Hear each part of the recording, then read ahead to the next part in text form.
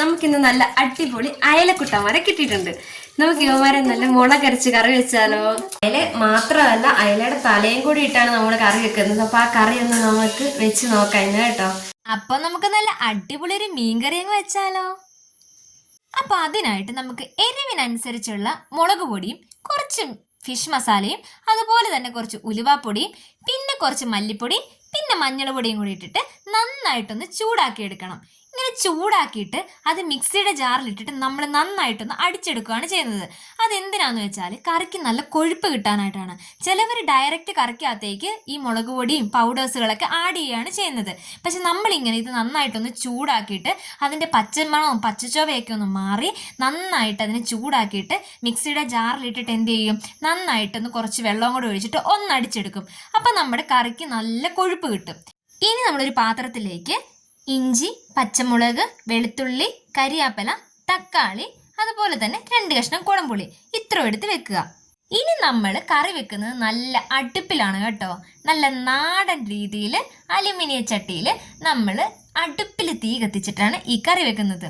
മൺചട്ടിയിൽ വെച്ചില്ല, അലുമിനിയം ചട്ടിയിൽ വെക്കുന്നതാണ് ഇവിടെ എല്ലാവർക്കും ഇഷ്ടം. അതുകൊണ്ടാണ് നമ്മൾ അലുമിനിയം ചട്ടിയിൽ വെക്കുന്നത്. ഇനി നമുക്ക് നല്ല വെളിച്ചെണ്ണ ഒഴിച്ച് അതിലേക്ക് കുറച്ച് കടുകൊക്കെ ഇട്ട് നന്നായിട്ട് പൊട്ടി വന്നു കഴിയുമ്പോഴേക്കും നമ്മൾ നേരത്തെ എടുത്ത് വെച്ചിരുന്ന നമ്മുടെ പച്ചമുളക്, ഇഞ്ചി, കരിയാപ്പല, തക്കാളിപ്പഴം ഇത്ര സാധനങ്ങളിട്ട് നന്നായിട്ടൊന്ന് വഴറ്റിയെടുക്കണം. നല്ല നാടൻ തക്കാളിക്കാപ്പഴം ആയതുകൊണ്ട് ഒരു 5 മിനിറ്റ് നന്നായിട്ട് വഴറ്റിയാൽ മതിയായിരിക്കും. ഈ തക്കാളിപ്പഴം നന്നായിട്ട് ഉടഞ്ഞു വന്നു കഴിയുമ്പോഴേക്കും നമ്മൾ തയ്യാറാക്കി വെച്ചിരുന്ന നമ്മുടെ ഈ അരപ്പുണ്ടല്ലോ, അത് നമ്മൾ ഈ ചട്ടിയിലേക്ക് ഒഴിച്ചു കൊടുക്കുക. എന്നിട്ട് ആവശ്യത്തിന് വെള്ളവും കൂടെ ചേർത്തിട്ട് ഈ ജാറ് കഴുകി നമ്മൾ അതിനകത്തേക്ക് ഒഴിച്ച് നന്നായിട്ട് തിളച്ച് വരിക. ഈ അരപ്പ് നന്നായിട്ട് തിളച്ച് വന്നു കഴിയുമ്പോഴത്തേക്കിനും നമ്മൾ പാകത്തിന് ഉപ്പും ചേർക്കണം. അതുപോലെ തന്നെ നമ്മൾ മിച്ചം വെച്ചിരുന്ന നമ്മുടെ കുടംപുളിയും അതുപോലെ തന്നെ കരിയാപ്പലയും കൂടെ ഇട്ടിട്ട് നന്നായിട്ട് തിളയ്ക്കാനായിട്ട് വെയിറ്റ് ചെയ്യുക. ഇനി നമ്മുടെ ഈ അരപ്പ് നന്നായിട്ട് തിളച്ച് വന്നു കഴിയുമ്പോഴേക്കും നമ്മൾ കഴുകി വൃത്തിയാക്കി വെച്ചിരുന്ന നമ്മുടെ മീൻ ഓരോന്നായിട്ട് അതിലേക്ക് പിറക്കിയിടുക. പിറക്കിയിട്ടിട്ട് നന്നായിട്ട് അടച്ച് വെച്ച് ഇളക്കാതെ അടച്ച് വെച്ചിട്ട് വേവിച്ചെടുക്കുക.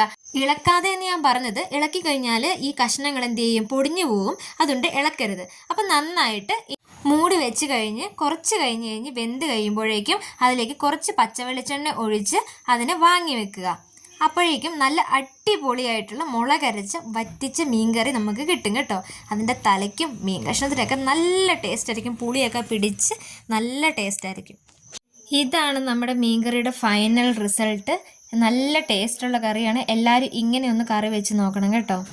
അപ്പം ഇതാണ് നമ്മുടെ തല. എല്ലാവരും ഒന്ന് ട്രൈ ചെയ്ത് നോക്കണം കേട്ടോ.